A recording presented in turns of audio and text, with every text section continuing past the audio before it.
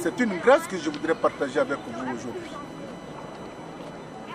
L'hiver est en train de partir et Nestor nous apporte la joie. Nestor David n'est plus à présenter. Je le reçois pour qu'on parle un peu de lui. Beaucoup de gens ne savent pas qui est véritablement Nestor David. Parce que la victoire qui a plusieurs papas, c'est l'échec, la défaite qui est orpheline. Nestor David. Bonjour, nous sommes sur la place Châtelet à Paris. Qu'est-ce que ça vous fait de voir tout ce beau monde, Châtelet? Oui, c'est magnifique, c'est magnifique. L'architecture est magnifique, le design est vraiment magnifique. C'est merveilleux. Il n'y a rien à dire. Tout ça démontre la puissance de Dieu. Okay. Parce que tout ce que nous voyons a été inspiré par les hommes. C'est la chose de Dieu. Dieu a donné ses idées de création à l'homme. Parce que Dieu, la Bible au commencement, Dieu créa. Il est le Père, il est le créateur de tout ce que nous voyons. Amen. Nestor David, tu as un parcours atypique. Tu n'as jamais mis pied à l'école. Tu as connu une vie d'enfance extrêmement difficile. Tu peux nous en évoquer quelques traits de ce parcours si difficile que tu as vécu? Bon, il faut dire que pour moi aujourd'hui, j'ai compris que tout ce que j'ai connu comme situation difficile, comme souffrance, c'était une école. C'était une école, l'école de la vie. Parce que j'ai eu à le dire sur un journal il n'y a pas longtemps que moi la souffrance m'a beaucoup apporté. Beaucoup de personnes n'ont pas bien compris ce que j'ai dit. D'aucuns disaient que Nestor David qualifie la souffrance de quelque chose de bien. Ça n'a rien à voir. La souffrance m'a beaucoup apporté parce que pour moi, si je n'avais pas connu ces moments difficiles dans mon enfance, je n'allais pas connaître le Seigneur qui représente aujourd'hui le miel, le sucre de tout ce qui est précieux pour moi. Et si je n'avais pas connu ces moments-là, je n'allais pas connaître le Seigneur. Aujourd'hui, pour moi, tout ce que j'ai connu comme souffrance, tout ce que j'ai traversé comme difficulté, aujourd'hui m'a servi, m'a permis d'avoir un CV. Aujourd'hui, quand je parle de Dieu à quelqu'un, je sais de quoi je parle. Quand je dis à quelqu'un que Dieu est bon, je sais de quoi je parle. Quand je dis à quelqu'un que Dieu transforme la vie de quelqu'un, je sais de quoi je parle. Quand je dis à quelqu'un que Dieu est capable de tirer quelqu'un de la boue pour le faire asseoir à la table d'écran, Dieu est capable de tirer quelqu'un, prendre quelqu'un de rien du tout pour le mettre à un certain niveau. Quand je le dis, je ne suis pas en train de raconter l'histoire de quelqu'un d'autre, mais je parle de moi. Aujourd'hui, grâce à Dieu, je suis à mesure de dire à quelqu'un que Dieu est bon. Quel souvenir tu gardes vraiment qui ne pas du tout te quitter la tête quand tu traversais ce moment difficile pendant ton enfance? Quel est ce souvenir que tu as gardé et que quand tu y penses souvent, tu dis « Ah Seigneur ». Donc c'était pour ça que tu m'as demandé de passer, de vivre cet instant-là. Vous voyez, j'ai vécu quelque chose avec ma fille il y a quelques mois. Elle a quel âge? Ma fille a 4 ans. Et on était assis au salon et puis j'étais en culotte. Donc elle regarde, il y avait plein de cicatrices sur le pied. Plein de cicatrices. Et elle me demande, mais papa ça c'est quoi? Papa ça c'est quoi? Papa ça c'est quoi? Et puis je lui dis, c'est des cicatrices. Elle dit, c'est quoi les cicatrices? Elle ne connaît pas. Donc je lui dis, ma fille, elle est encore petite, hein, mais elle ne comprend pas, mais j'ai essayé de lui expliquer. J'ai dit, ma fille, tout ce que tu vois là, c'est la souffrance. C'est l'épreuve de ce que j'ai connu comme difficulté, comme souffrance dans le passé. Elle est petite. Elle dit, ah d'accord papa.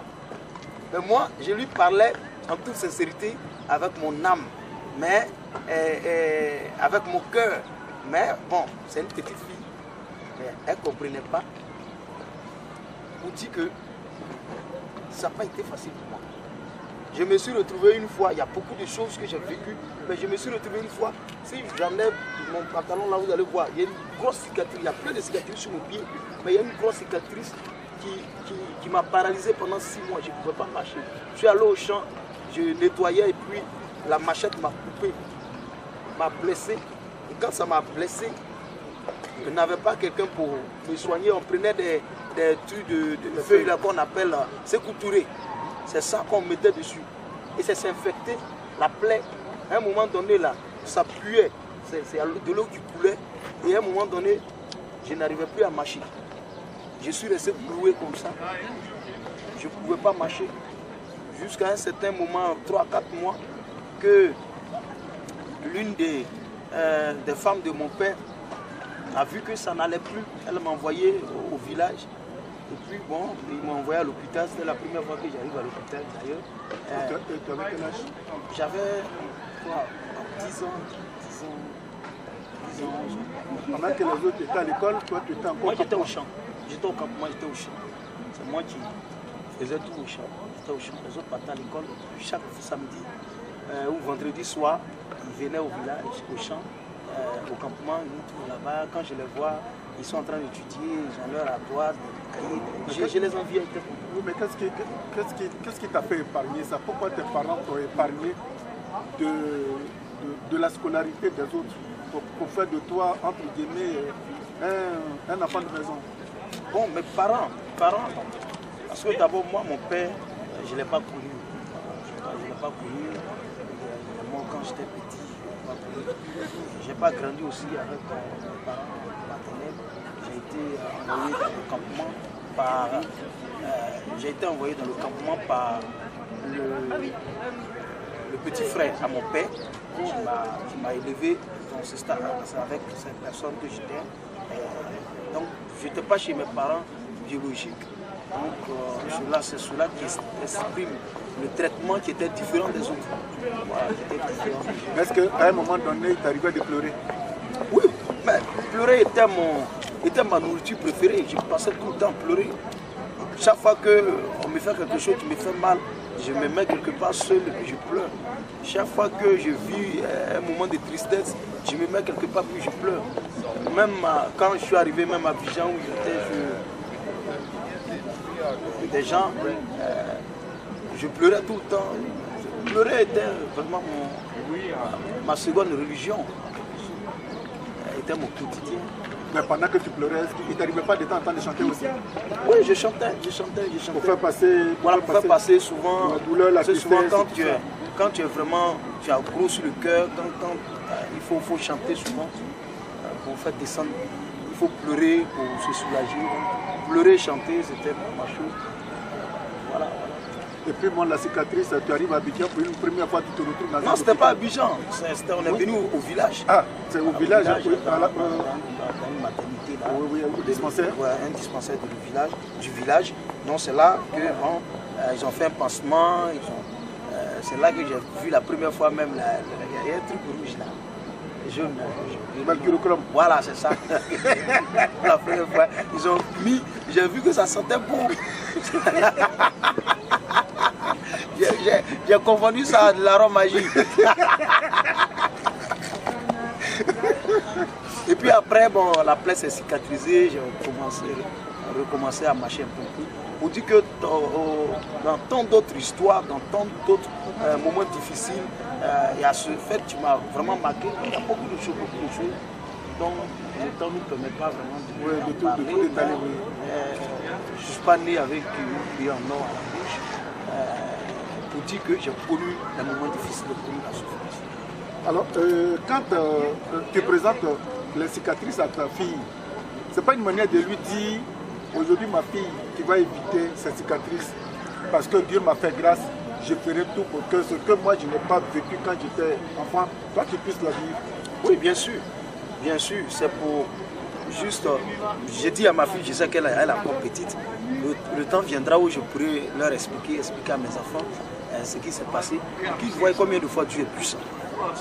C'est surtout ça. Pour que mes enfants voient combien de fois Dieu est puissant, Dieu a transformé la vie de leur père. Est-ce que ce n'est pas par exemple l'esprit de ton père, l'esprit de ta mère qui conjugués sont venus t'extirper de ça? Pourquoi tu mets ça sur le compte de Dieu alors que peut-être ce sont les ancêtres de tes parents? Oui, mais si c'était l'esprit de mon père ou l'esprit de ma mère, je ne suis pas le seul enfant. De mon père ou de ma mère ou de mes parents. Mais si c'est à moi que Dieu a opéré le miracle, je me mets sur le compte de Dieu, c'est Dieu. Ce n'est pas un homme. Un homme ne peut pas transformer la vie de quelqu'un. L'esprit d'un homme ne peut pas transformer la vie de quelqu'un parce que lui-même se cherche. Mais Dieu ne se cherche pas. Dieu, il est. Et aujourd'hui, tu parles de ta vie avec sourire, comme si de rien n'était bon. C'est bon, il fallait que ça arrive, c'est arrivé, je fais ma vie. Aujourd'hui, tu parles ça avec aisance, alors qu'il y a 15-20 ans en arrière, ce sourire-là, tu ne pouvais pas l'avoir. Mais c'est ce qui démontre la puissance de Dieu, la transformation de Dieu. C'est ça. Dans 15 ans avant, je ne pouvais pas sourire, je ne pouvais pas me mettre là en train de parler de ma souffrance. Être à Paris en plus. Ouais, voilà, vous voyez le miracle de Dieu. Quand tu fouilles, peut-être aucun des membres même de ma famille n'a jamais mis pied en Europe ou ne pouvait jamais même sortir même du village même pour arriver à Abidjan. Non. Si je mets ça sur le compte de Dieu, comprenez que c'est une réalité et c'est un fait. Réel. C'est une réalité, c'est un fait. Bon, alors, Nestor David, comment tu as rencontré la parole de Dieu pour que tu la transformes en chanson? Comment ça s'est passé? Parce que tu n'as pas été à l'école pour dire que tu sais lire la Bible. Vraiment, quand je dis que Nestor n'a pas été à l'école, je ne me moque pas de lui. Si aujourd'hui il s'exprime, on va en arriver. Mais tu n'as pas été à l'école, tu ne sais pas lire la Bible et puis aujourd'hui tu dis non, Dieu, Dieu, Dieu, Dieu. Comment tu as fait pour que tu puisses transformer ces paroles, ce que tu vis, tu l'adaptes avec la parole de Dieu pour nous faire danser, pour nous faire chanter. Et pour mettre même certains en transe. Hein. Quand les gens te voient, surtout ceux qui ne peuvent pas tenir, tombent en transe. Tu ne dis rien et puis les gens sont... C'est pas moi qui fais les gens en transe. C'est l'onction de Dieu qui s'est saisi de ces personnes. Parce que, vous savez, la Bible dit que Dieu siège au milieu des louanges de son peuple. On ne peut pas louer Dieu sans que Dieu n'agisse. Dieu siège, c'est là où il habite. C'est là où il prend des décisions. Donc quand on l'appelle par nos louanges, il arrive, il fait des choses. Mais tu n'as pas été à l'école. Comment tu as connu? Qui t'a parlé de Dieu? D'abord, je vais répondre à votre première question. Vous dites que je ne sais pas lire et autres. Comment j'ai connu la... Oui, comment vous avez su adapter quelqu'un qui n'a jamais été à l'école? Comment tu as pu, je te tutoie, excuse-moi, comment tu as pu adapter toutes ces paroles-là en une parole religieuse pour que les gens rentrent en transe, qu'on te voit, te toucher, c'est... Bon, d'abord, c'est miraculeux. Je comprends bien ta question. Pour dire qu'on n'a pas besoin de savoir lire la Bible. On n'a pas besoin de savoir lire pour exercer le ministère, pour faire l'œuvre de Dieu. La Bible, il est en moi. Parce que j'ai Dieu. La Bible, c'est la parole de Dieu. La Bible dit qu'au commencement, était la parole. Et la parole était avec Dieu. Et la parole était Dieu. Vous voyez, c'est trois choses. Mais tout est fait. Et la Bible dit toute chose a été faite par la parole. Mais la parole, si j'ai la chance de lire la Bible, c'est une grâce. Mais si je n'ai pas la chance de savoir lire, mais la Bible, j'ai la Bible en moi. Parce que j'ai Dieu en moi, j'ai sa parole en moi. Donc je n'ai pas forcément besoin de savoir lire pour chanter Dieu, pour chanter la parole de Dieu, pour exercer le ministère. Depuis mon enfance, Dieu était en moi, sa parole était en moi. Et le temps voulu par Dieu, Dieu a voulu que je libère cette parole-là par mon expérience, par mon témoignage, par ce que je vivais, par ce que j'ai vécu. Pour libérer ce message accompagné de puissance d'onction, afin que d'autres personnes qui se retrouvent dans cette situation sachent que Dieu est fidèle, Dieu est capable de transformer leur vie. C'est des témoignages de la puissance, de la manifestation, de la grandeur, de la puissance de Dieu que je chante. Pourquoi tu n'as pas opté à être pasteur et puis de devenir chanteur?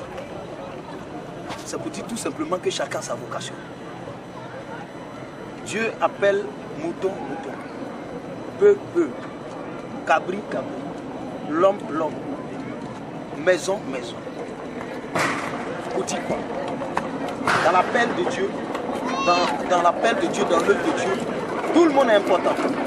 Même celui qui parlait à l'église, il est important. Au même titre que celui qui est pasteur, celui qui est apôtre, celui qui est évangéliste, celui qui chante. Moi, la vocation que Dieu m'a donnée, le ministère que Dieu m'a donné pour promouvoir l'évangile, c'est à travers la louange. C'est à travers la louange. Si j'étais appelé comme pasteur, je serais devenu pasteur. Bon, mais je ne suis pas appelé comme pasteur, Dieu m'a appelé comme chante de l'Éternel. qu'est-ce qui va faire ta révélation? Qu'est-ce qui va faire qu'on va te révéler et qui t'a fait révéler? Celui qui m'a fait révéler, c'est Dieu. Oui, mais Dieu, on ne le voit pas comme ça pour que dire, bon, écoute Nestor, viens, il y a un studio d'enregistrement ici, il faut rentrer, tu vas chanter. Par qui Dieu est passé pour voilà, maintenant je comprends votre question. Voilà. Parce que quand vous dites qui m'a révélé, c'est Dieu qui m'a révélé, autant convenu par lui-même. Il est passé par qui? Il passe toujours par des gens. Par qui? Parce que c'est la Bible dit que c'est Dieu qui sonne les cœurs et les reins. Oui, il est le Dieu qui sonne. Mais dans ton cas, toi, oui, pour que tu puisses rentrer dans un studio, il est passé par quelqu'un? Bien sûr. Alors, bien sûr, il est passé par quelqu'un. Voilà, si vous voulez l'histoire, je vous raconte. Voilà, mais ma révélation a été faite par Dieu. Alors, mais il passe toujours par des gens. Oui. Parce que Dieu ne descend jamais pour agir lui-même. Il agit toujours à travers des personnes que lui-même s'est choisi. Je reprends ma question. Dieu ne descend jamais lui-même. Ça, on a compris. Pour agir, oui, ou pour opérer un miracle. Oui. Il passe toujours par des personnes que lui-même il s'est choisi. Dans ton cas, toi? Dans mon cas, moi, Dieu ayant vu ma souffrance, les moments difficiles que je connaissais, Dieu sachant que Sikobois, par-ci par-là, dormir dans le salon, par-ci par-là, souffrir par-ci par-là. Mon mari m'a laissé. Bon, ouais, etc. Dieu ayant vu ma souffrance,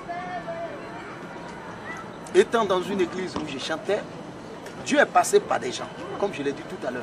Dieu est passé par un monsieur, du nom de monsieur Onora Gigi, qui était ingénieur de son au studio Séquence de Alain Sawaya, qui m'a rencontré, qui m'a vu chanter,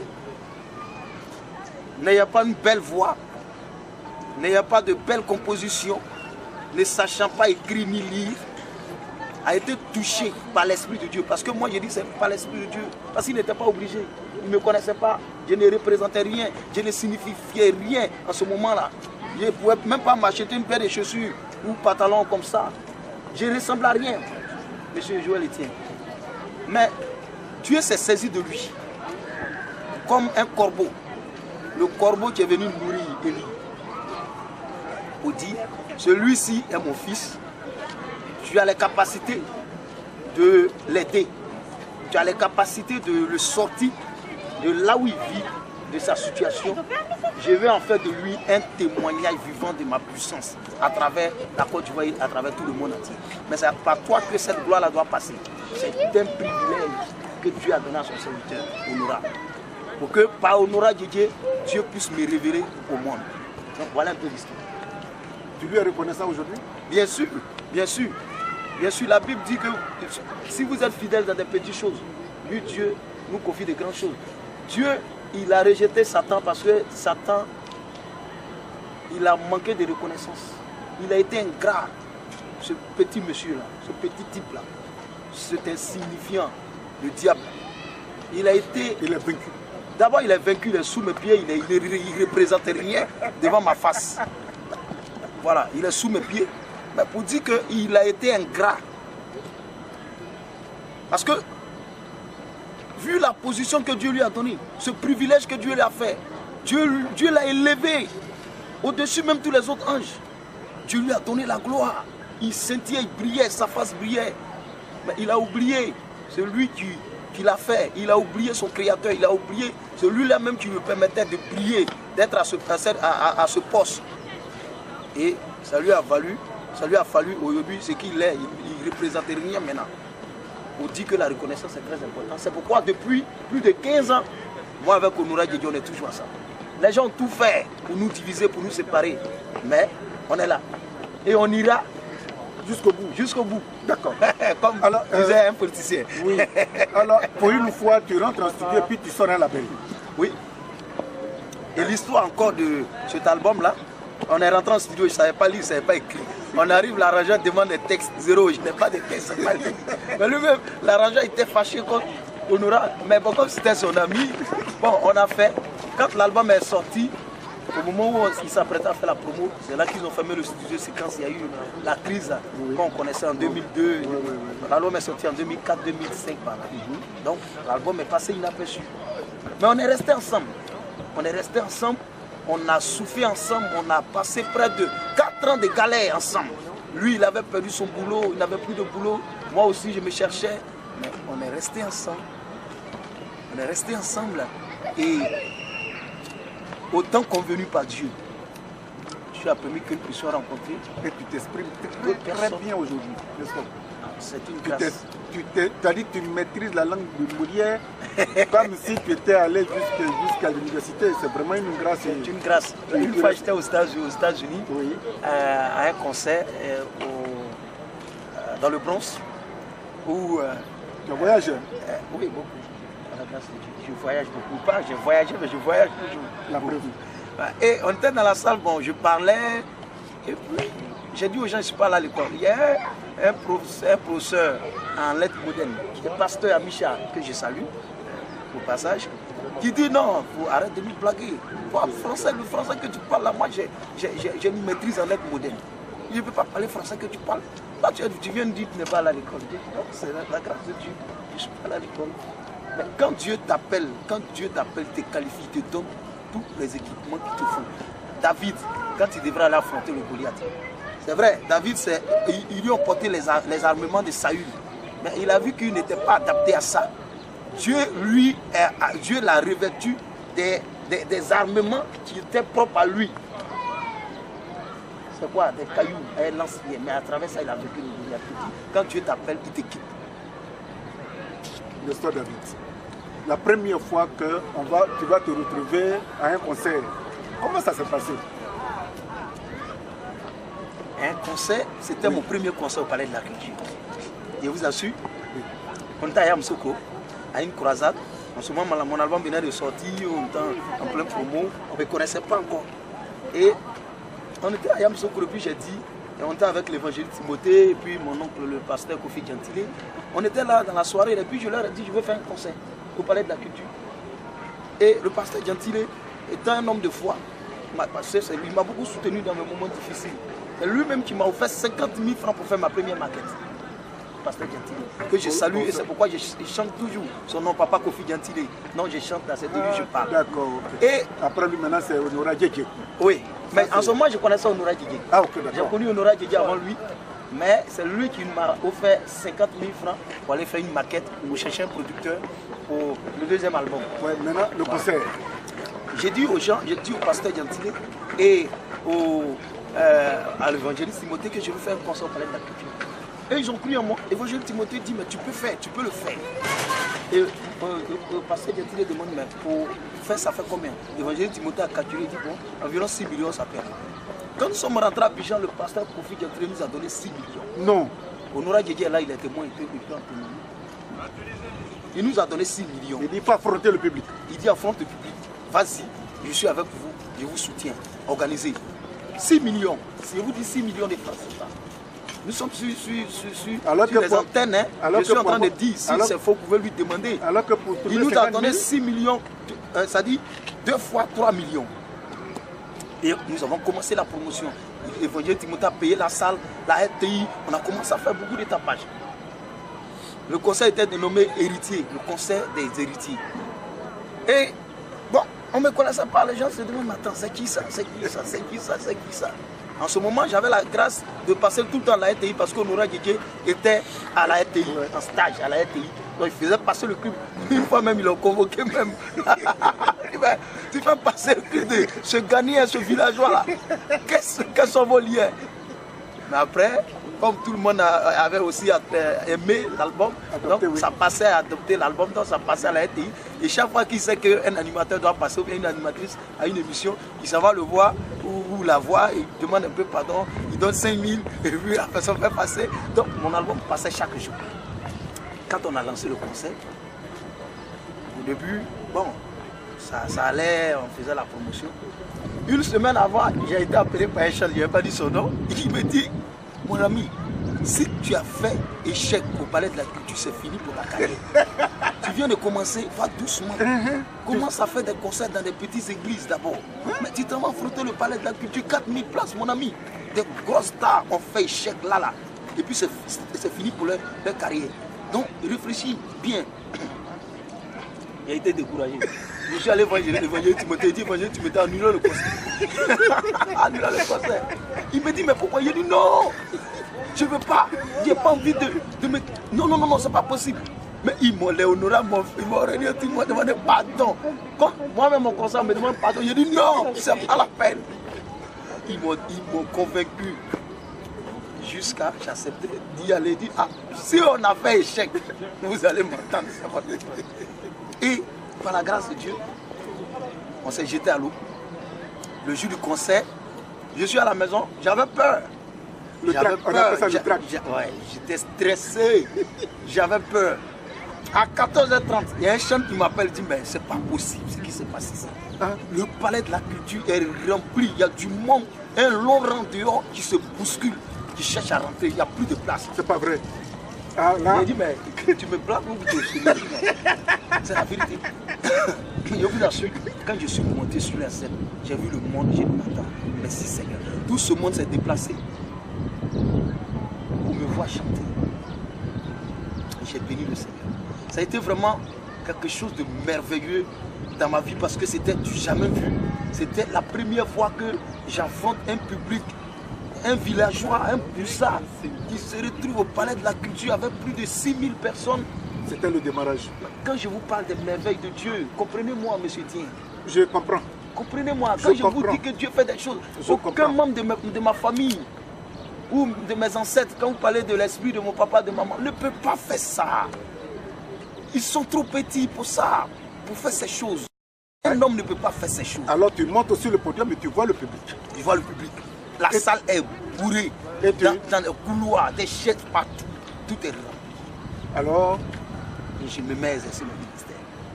Et Dieu se manifeste, l'onction descend pendant la prestation. Des miracles s'opèrent. Pendant que je chante, moi, à un moment donné, j'ouvre les yeux et vois des gens sont à terre. Je dis, mais qu'est-ce qui se passe? C'était merveilleux.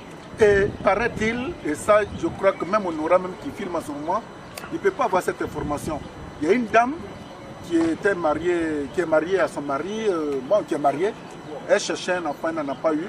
Le fait de t'avoir attrapé, la femme est partie, tes chansons lui ont permis d'avoir une grossesse. Comment, enfin, je ne sais pas si le témoignage, je l'ai mal perçu, mais comment ça s'est passé? Oui, c'est vrai. Là, c'était au deuxième concert. Ah, le deuxième concert. D'accord. Si vous regardez la vidéo, vous voyez qu'à la fin du concert, il y a eu beaucoup de guérisons, beaucoup de miracles. Je pense que le concert est sur YouTube. Il y a eu beaucoup de miracles. Et c'est dans ces moments-là, parce que quand on fait un concert, à la fin du concert, nous rentrons dans des temps vraiment des temps où l'Esprit de Dieu se manifeste puissamment. Pour apporter des guérisons, des miracles, des changements, des transformations dans la vie. Et c'est par toi que Dieu passe pour réaliser tous ces miracles. Mais vous savez, Dieu est souverain dans sa volonté, il fait ce qu'il veut. Dieu utilise tout le monde, mais seulement il faut se disposer. Il faut simplement se disposer, se mettre dans des conditions pour que le Saint-Esprit puisse descendre. Alors, la femme? Pendant le concert, pendant qu'on était en action, elle est tombée sur onction comme toutes autres personnes qui sont tombées. Beaucoup de personnes ont reçu le miracle. Peut-être certainement c'est elle qui a rendu son témoignage. Et c'est quelques mois après que j'ai été appelé. J'ai été appelé par un monsieur, une personnalité. Et puis bon, je l'ai rencontré. Après, il m'a offert une voiture. Et il a rendu le témoignage de sa femme. Après, elle a accouché. Et pas qu'elle. Même il y a une autre dame que je peux dire son nom, Maman Mouankon, dont son mari est une grande personnalité de la banque, l'une des banques en Côte d'Ivoire, qui se reconnaît. Je suis allé chez elle avec Maître Taï, qui est l'un de mes collaborateurs, qui est à Yopougon en ce moment. On arrive. Ça, tu ne chantais pas, hein? Non, je chantais en ce moment. Oui, non, enfin, je veux dire que tu allais chez eux. Ouais, ils m'ont invité à manger. Ah, voilà. Ils m'ont invité à manger. Oui. Je ne les connaissais pas. D'accord. Mais eux, ils venaient à mes concerts, oui. Mais je ne les connaissais pas, je ne les ai jamais vus. On allait chez eux, on a fini de manger, ils ont demandé que je prie. Quand on a fermé les yeux et commencé à prier, j'entends un bébé qui pleure. J'ouvre les yeux, je leur dis, j'entends un bébé qui pleure, comme si l'enfant cherche ses parents. Qu'est-ce qui se passe? Il y a un enfant qui pleure. Et la dame, avec son mari, ils ont commencé à se regarder. Elle a commencé à pleurer. J'ai dit, maman, vous cherchez un enfant? Elle dit, ça fait 13 ans. Waouh. Ça fait 13 ans. On a su sur une télévision, hein, je le dis, hein, l'internet ça passe partout. Donc moi, c'est pourquoi quand je dis mes choses, je dis le nom des gens avec des preuves. Pour dire, c'est pas pour moi, mais c'est pour qualifier combien de fois Dieu est puissant. Et elle dit, ça fait 13 ans. Que souvent elle prend des grossesses, ça fait qu'à 3 mois ça passe. Je lui ai dit l'année prochaine, tu auras un enfant. C'est-à-dire, je n'ai même pas cherché à tout, j'ai libéré la parole comme ça. L'année prochaine, tu vas faire un enfant. Je suis parti. Quelques mois après, elle a eu un retard. Elle est tombée enceinte. Mais elle s'est dit que souvent ça fait 3 mois, ça passe. Donc elle s'est dit que ça allait passer. Elle allait qu'à 3 mois, ça ne passe pas. Elle a dit à Marius qu'elle veut me voir. Elle me voit, elle me dit non, qu'elle est enceinte. Mais elle a peur. Je lui dis, il faut chasser la peur. Dis-toi, quand tu marches là, vois-toi comme tu as ton bébé en main. Commence à faire ton trousseau. Parce que tu vas enfanter. À un moment donné, quand elle avait 6 mois ou 7 mois de grossesse, elle a déménagé pour venir rester à côté de moi. Elle a déménagé pour venir habiter non loin de moi. Ça dit l'immeuble qui est en face. À ce moment, je suis à Yopougo. Elle est venue en face pour dire que là au moins mon esprit là, ça va contrôler. Elle va pas. Et par la grâce de Dieu, elle a couché son fils qui s'appelle David Chris Messi. Waouh! Un joli garçon. Je pense que parce que j'ai vu en songe qu'elle était enceinte, je ne sais pas si elle a accouché. J'ai vu en songe, je ne l'ai pas encore appelée. Mais elle fait partie de l'une des mamans qui me soutient. Ils sont à mes concerts. Il y a un groupe de mamans Nestor David. Et elle fait partie de ces mamans. Et son mari aussi fait partie de papa Nestor David. Ce sont eux qui m'ont soutenu. Qui m'ont soutenu même à me marier, qui m'ont donné des conseils. Et je vous assure, pendant ma dot, c'était extraordinaire. Et tous ces papas, tous ces mamans étaient autour de moi. Pour vous dire que Dieu opère des miracles. Dieu agit encore. Mais il suffit simplement de se disposer à l'attente du miracle de Dieu. Ou de se disposer pour que Dieu nous utilise. C'est une émission d'évangélisation, hein, Nelson? Oui, mais tout ce que nous faisons, c'est une évangélisation. Même notre marche, quand nous marchons comme ça, c'est une évangélisation. Vous voyez, tout à l'heure, on était assis là, il y a une dame qui passe, elle me regarde et dit, je suis bien habillé. C'est une évangélisation. Parce que si je n'étais pas à l'émission, que j'avais l'occasion de causer avec elle, j'allais lui dire pourquoi je suis habillé comme ça. C'est la gloire de Dieu. C'est ça. Nestor David, les hommes politiques en Côte d'Ivoire, comment te perçoivent-ils? Est-ce que tu deviens leur ennemi, tu deviens leur consultant, ils t'écoutent, ou bien tu les déranges, ou bien tu leur rends service? Non, mais je ne peux pas déranger quelqu'un. Si quelqu'un pense qu'il est créé par Dieu, je ne peux pas le déranger. Parce que ce que je fais apporte un plus au développement de la nation, à l'avancement même de la Côte d'Ivoire. Parce qu'aujourd'hui, je sensibilise les gens à croire en Dieu et à croire en eux-mêmes. On dit que nous sommes nés, Dieu nous a créés, nous avons des capacités, nous avons des valeurs. C'est ce message que je promouvois à travers mes chants, à travers mes concerts, à travers tout ce que je fais, pour amener la jeunesse, pour amener tout le monde à se tourner vers Dieu et à croire en soi-même. Donc aujourd'hui, pour une personnalité, c'est un plus, c'est une aide même d'ailleurs. En plus de l'évangélisation, il y a quelque part des conseils qu'on donne aux gens à ne pas prendre la facilité et à aborder la vie du combat. Avec beaucoup de spiritualité, avec beaucoup de croyance en Dieu. Oui, mais et puis je bénis le Seigneur parce que les autorités m'aiment bien, m'estiment bien. N'étant pas un politicien, moi je ne fais pas de politique. J'ai la grâce. Les bons politiques m'apprécient bien, m'invitent, parle bien avec moi, échange avec moi, toutes les personnalités. Comment tu fais pour résister à toutes ces femmes, les femmes? Elles t'ont tenté beaucoup, elles te tentent beaucoup, n'est-ce pas? Non. Comment tu fais pour résister? Elles ne me tentent pas. Mais les femmes, quand elles te voient... Ça n'a rien à voir pour faire. Vous savez, estimer quelqu'un et puis aimer quelqu'un, estimer quelqu'un n'a rien à voir être amoureux de cette personne. Très souvent on confond. Ces femmes-là, ce n'est pas qu'elles sont amoureuses de moi. Elles aiment ce que je fais, elles estiment ce que je fais, elles apprécient l'onction qui suit ma vie. Ça n'a rien à voir avec le fait qu'elles veulent faire souvent. Alors, ta vie de famille, comment ça se passe? Ça va, madame? Ça va, je suis marié, j'ai 2 enfants. Ça va. Et ta femme, elle te soutient aussi dans ce que tu fais? Bien sûr, bien sûr. Elle aussi, elle va chanter bientôt? Non, elle n'a même pas une belle voix. Est-ce que tu accepterais qu'un jour, un de tes enfants se donne à Dieu comme toi, tu te donnes à Dieu? Mes enfants vont à l'église, ma fille, elle chante. Déjà, pas qu'elle chante à l'église, mais elle chante les chants de Dieu. Même mon fils, le bébé de 1 an, là, il chante. Il chante. Ensuite, ils vont à l'église tout le temps avec leur maman. Donc, moi, mes enfants vont grandir dans la foi chrétienne. Parce que c'est ce que j'ai découvert comme trésor. Donc, si j'aime mes enfants, je dois partager avec eux. Nous sommes en fin d'émission. Nestor, qu'est-ce que tu veux que les gens retiennent? Non seulement pas de toi, mais de la vie d'abord, et puis de toi en plus. Moi, ce que je ne veux pas forcément que les gens retiennent quelque chose de moi. Moi, je ne représente rien. Moi, je ne suis rien.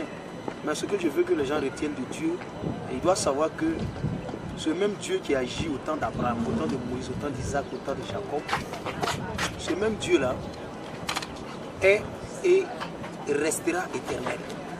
On dit qu'aujourd'hui, on a tendance à faire croire que Dieu n'agit plus. Non, ce n'est pas parce que Dieu n'agit plus. Mais Dieu agit toujours. Mais c'est parce qu'aujourd'hui, nous n'avons plus cette foi. Nous ne manifestons plus cette foi que les Abraham ont manifesté. Si Abraham allait jusqu'à mettre son fils, mettre un couteau à la gorge de son fils, était prêt à égorger son fils, c'est parce qu'il a une foi incomparable dans son Dieu. Et c'est cette foi que nous devons avoir aujourd'hui. Si nous avons cette foi, Dieu est capable de faire des choses extraordinaires, au-delà même de ce qu'il a fait dans la Bible, au temps d'Abraham, au temps de Moïse. Dieu peut le faire. Donc simplement, croyons en lui. Attachons-nous à notre Dieu. La vie n'est pas facile. Les difficultés de la vie font que souvent, on a tendance à baisser les bras. Mais il faut s'approcher. Il faut s'approcher parce que le plus important que nous devons rechercher, c'est le salut. Le salut, parce que la vie que nous menons ici est très courte. Mais au ciel, c'est l'éternité. C'est l'éternité. Et c'est ce que nous devons rechercher. L'éternité. Le salut de notre âme. C'est tout ce que nous faisons passera. J'ai vu quelqu'un que j'ai connu qui avait beaucoup de moyens, qui est mort. On allait l'enterrer. Une de mes mamans, qu'on a enterré tout dernièrement. Mais elle a laissé tout pour aller. Elle est partie. Mais ce qu'elle laisse, c'est son salut. Si elle a servi son Dieu réellement, elle est sauvée, elle est au ciel. Et la vie qu'elle va mener là-bas est 1000 fois meilleure que cette vie qu'elle a prise sur la terre. On dit que tout passe. Le plus important que nous devons rechercher, c'est notre salut. Le plus important que nous devons rechercher, c'est notre salut. C'est vrai. Tel que j'avais voulu, j'ai obtenu un tiers. Mais je crois que c'est un homme qu'on aborde facilement. Il est venu à Paris il y a 2 jours. Il était dans son hôtel. Je n'ai pas pris de rendez-vous. Le comité d'organisation qui lui a demandé de venir pour des concerts. Ben, je passais, j'ai dit, mais paraît-il que Nestor est là. On dit oui. Ben, je suis allé, Nestor s'est habillé, il est venu, il s'est prêté.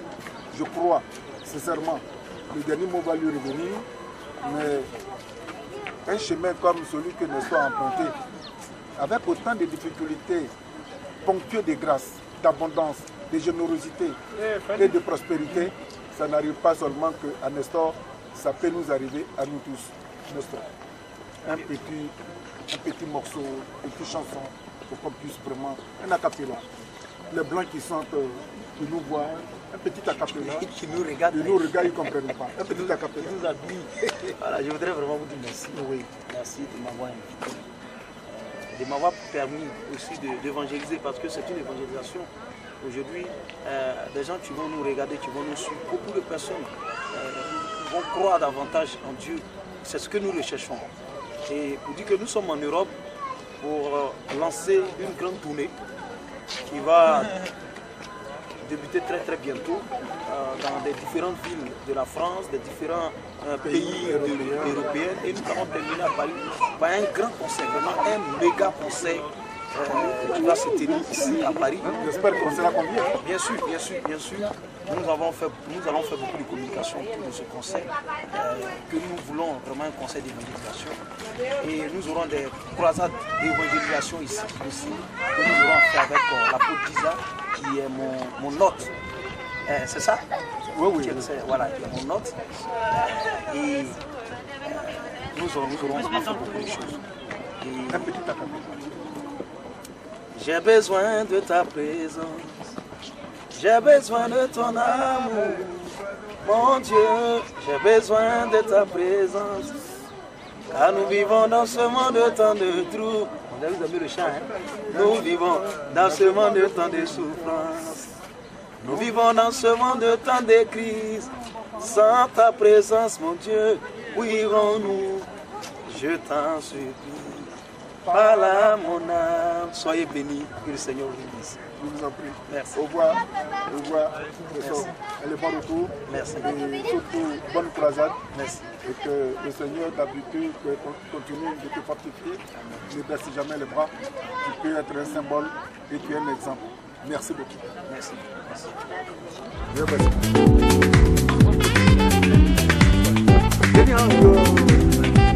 On n'a pas fini la daoud. On a